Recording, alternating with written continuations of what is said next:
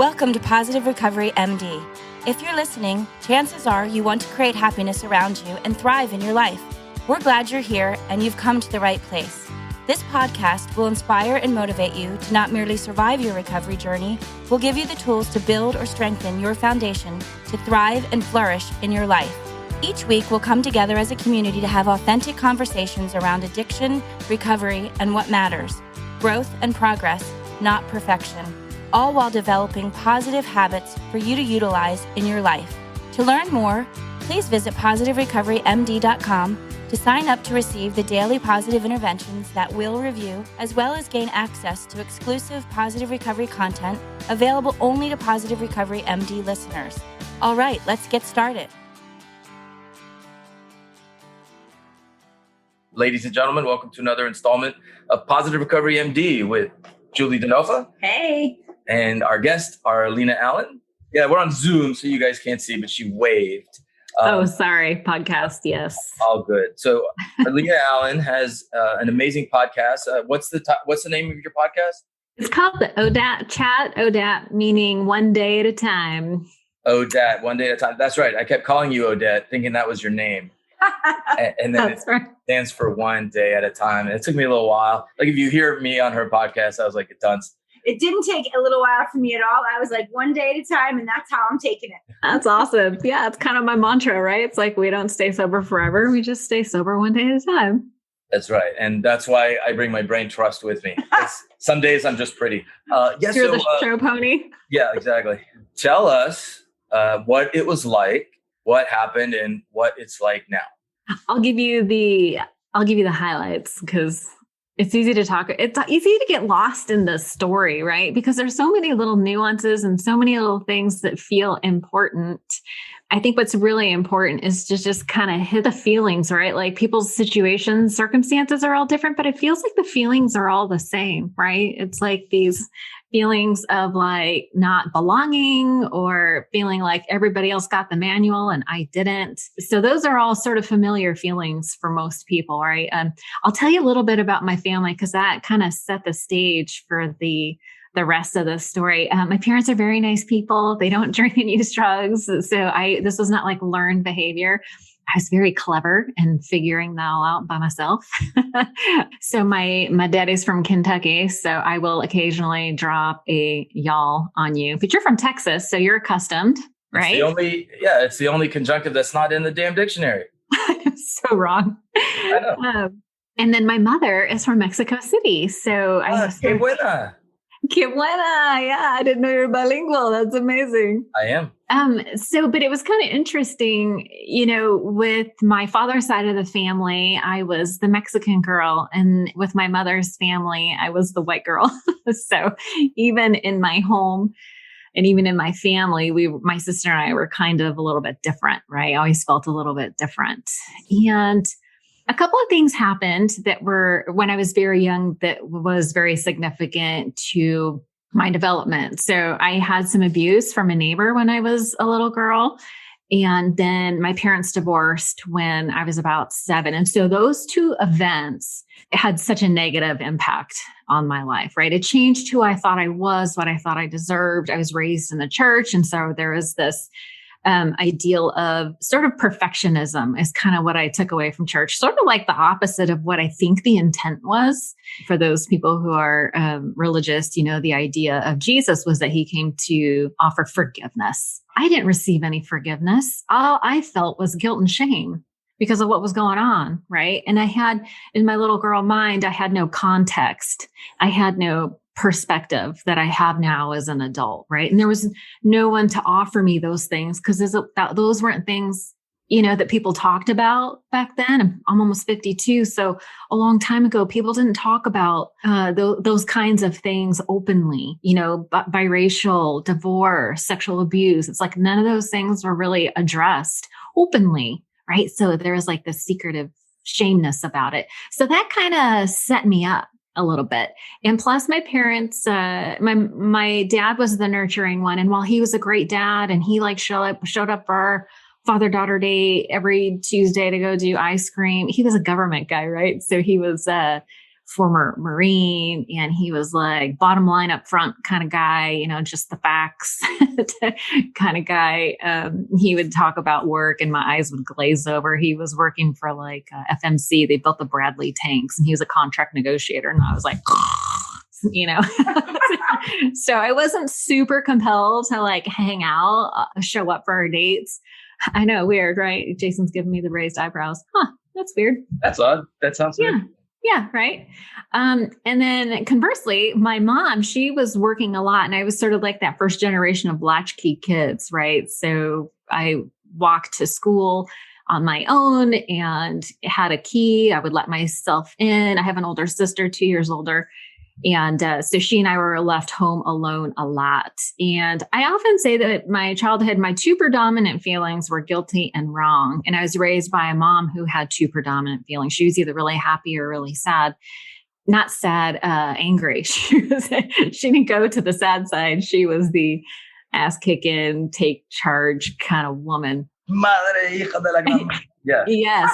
Yeah. I would, it'd be like 5, like I get home at 3, I hear her car pull up at like 5. And my first feeling was, oh, it's like, what didn't I do around the house? You know, what am I going to get in trouble for today? But I get it now. Like in all fairness to mom, like she was working really hard trying to raise 2 kids and she had a lot on her plate. So I get it. I have 2 kids of my own now. So I totally get it. She was a little tired. But yeah, I know. It's like kids are great, but dude, they're so exhausting. Yeah. So much. And it like, yeah, I mean, they make you crazy. I think their job is to kill you. They will push you. It's important to have, you know, really good boundaries with children. Like boundaries weren't something I learned until I, you know, got sober, got into recovery. Right. And I feel like those recovery skills helped me to be a better parent myself because I have things now like boundaries. I learned about self-care and all that stuff. My mom didn't have any of that. She didn't have any coping skills. She didn't have any support system. Like she didn't have all the things that I have access to now. And she didn't have tequila either, right? She didn't drink. She didn't drink. No, she had rage. That's what she had. That was like her venting, I suppose. I don't know. She's a very different person. You know what I tell my kids? I go, you know that sweet little old lady who comes over here? That is not the bitch that raised me. I love her. She's an amazing person and I admire her. I want to be just like her when I grow up. I didn't then for sure. She didn't have any she couldn't teach me how to manage my feelings. And I had a lot of big feelings, you know, obviously, I mean, you could make the connection to some things that were going on and I was just had really big feelings and she didn't know what to do with me. And I felt like that anger was so big. It did, you know, squelch those feelings for me. So when I drank at the first drink, age between 8 and 10, which is, I find hard to believe because I have, you know, it's like, damn. My mom went out to dinner a few times. And one night my sister and I were home alone and I decided it'd be a great idea to try some of the booze. I don't even know where that idea came from. And I'll never forget, it's been a very long time. I'll never forget the way the alcohol burned my lips and it burned all the way down. But when it hit bottom, the warmth that spread through my body and the relief that I felt from the self-hatred, self-consciousness, the guilt, the shame, I didn't realize how much I was carrying until it was lifted. And the juxtaposition between those two feelings burned a memory into my psyche so deep that I don't think I'll ever forget it.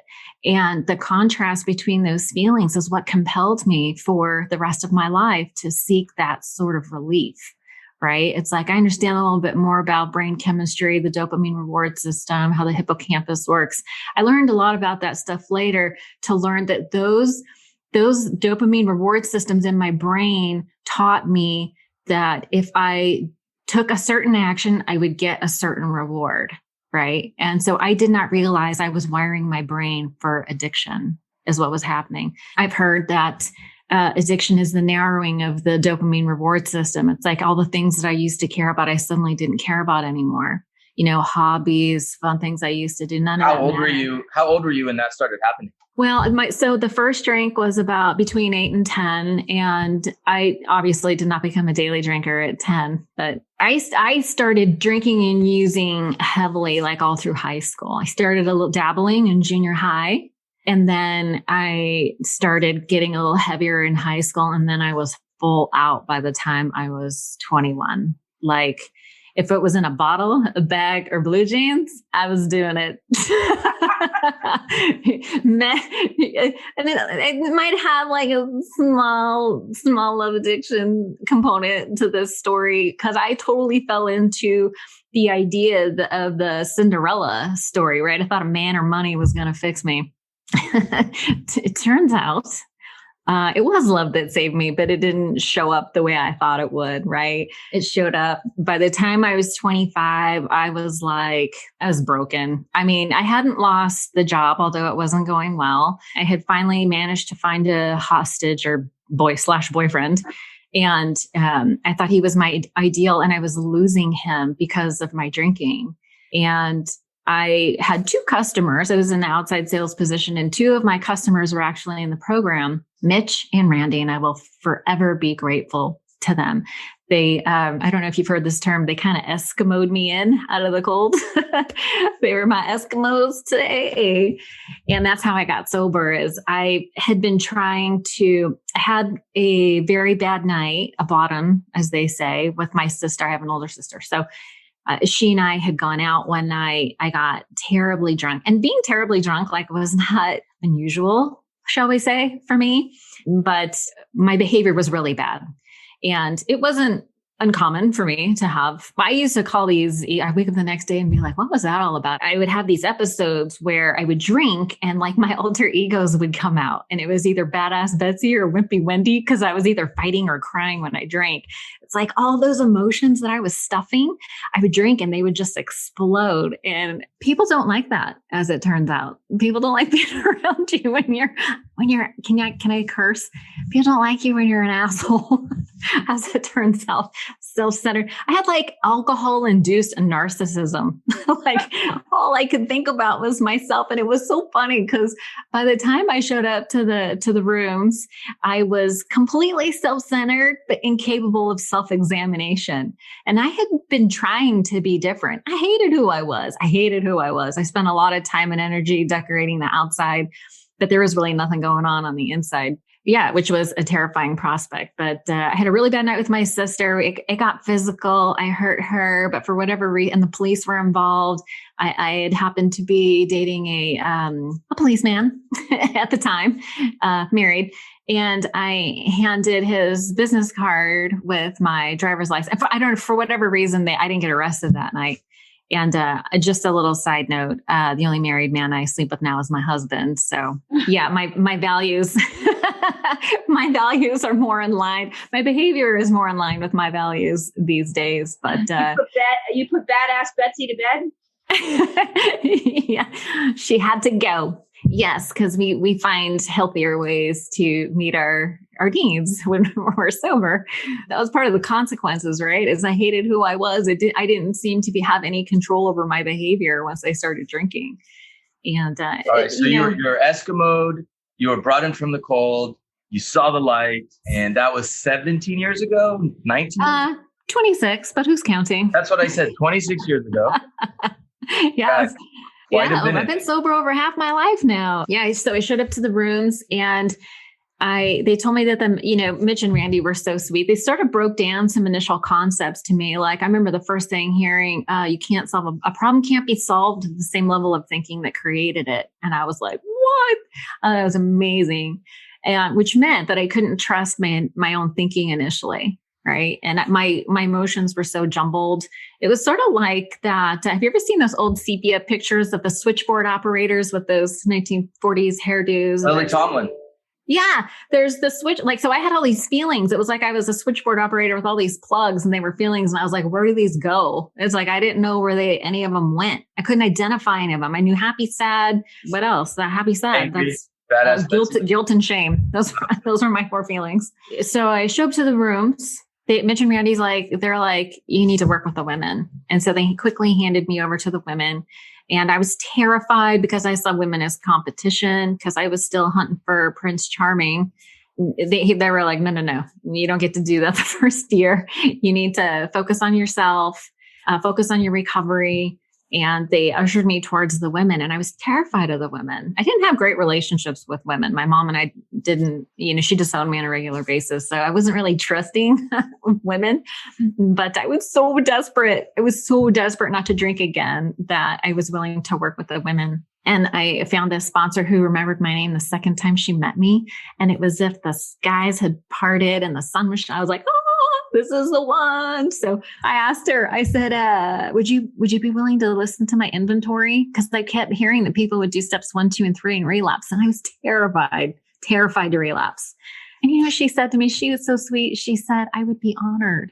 And it just took my breath away, because I used to tell my business to anybody who would stand still long enough, but I could see in her face that she got my kind of crazy and that she wasn't scared of me. You know what I mean? Like she was willing to meet. She was willing to help me. Bless her heart. We started with, she's like, but we're going to start with step 1. So like, I've already done 1 and then 2 and 3. We're good. Right. Yeah. So she's like, we're going to start with step 1. And she'd like, here's your homework. Meet me here on this day and time. And I was so desperate. I would show up, and I was always surprised that she showed up. I don't know why, but I was like, oh my God, she actually showed up. So I addressed the steps with the same intensity that I saw other things to fix my feelings, right? I went to great lengths to drugs, alcohol, the whole thing. Well, you know what they say, the only thing alcoholics do in moderation are take the steps. Is recovery, right? Right. It doesn't sound like you were moderate at all. I was terrified. I was so scared. I was going to relapse. And the funny thing was, I had my last drink on my 25th birthday, but I was doing a little marijuana maintenance program. I didn't know you couldn't count your sobriety until you quit everything. But that was my little gateway back to sobriety. Was finally, I quit everything. It took me 60 days to get 90. But that doesn't count the 2 years from the time that I had the bottom with my sister to the time I was ready. Was it because back then the only thing that was available to me was Alcoholics Anonymous, and the barrier to entry was to admit that I was an alcoholic, and I didn't even know what it was. Right now, there's all kinds of information and resources available, but there wasn't back then. So it took me 2 years of, banging my head against the wall before I finally surrendered. But when I surrendered, I just gave it up smooth. I was like, I'm done. I am ready to do whatever. I was desperate, gift of desperation. I did everything they told me to do, and then some. 90 meetings, 90 days. The only thing I didn't do was stay out of a relationship. I met my husband when I was 5 months sober. And so far, so good. We've been married like 20. We've been together for, let's just say, a long time. Math is not my strong suit.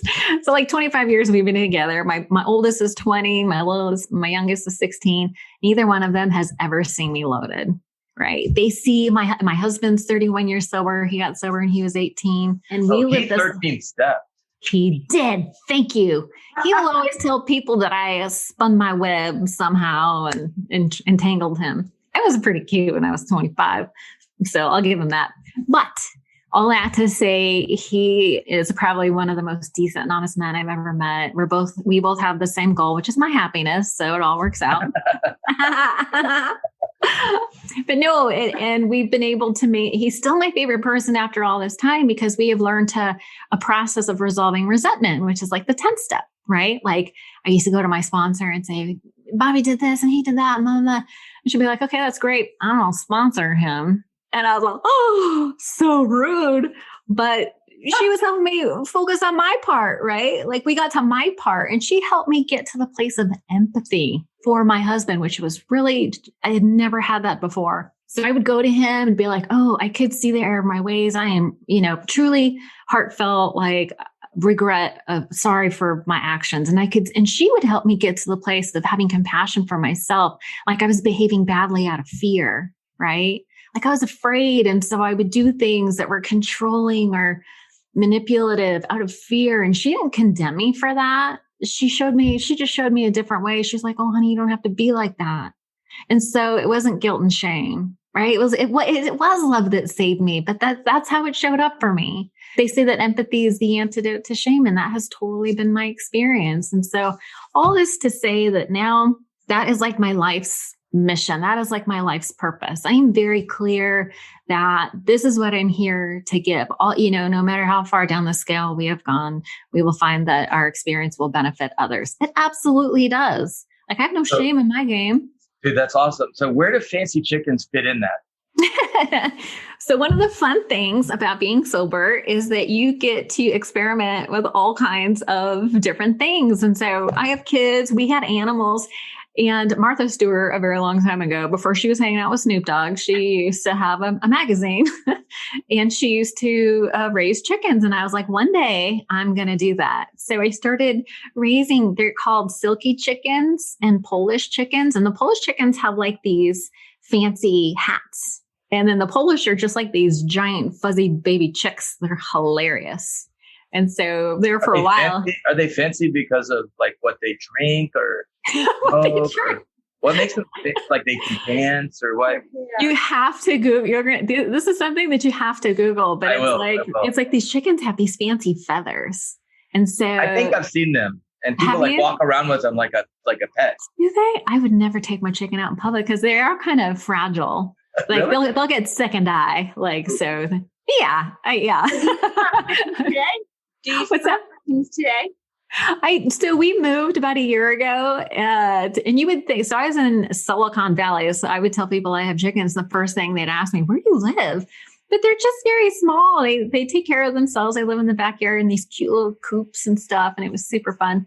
Now I live in Idaho, and you would think I'd be able to have chickens in Idaho, but I'm in kind of this uptight community with the HOA that doesn't allow for chickens. I think because people in Idaho would have 1,000 chickens and it would smell and ruin the aesthetics of their fancy neighborhoods. So no chickens in Idaho.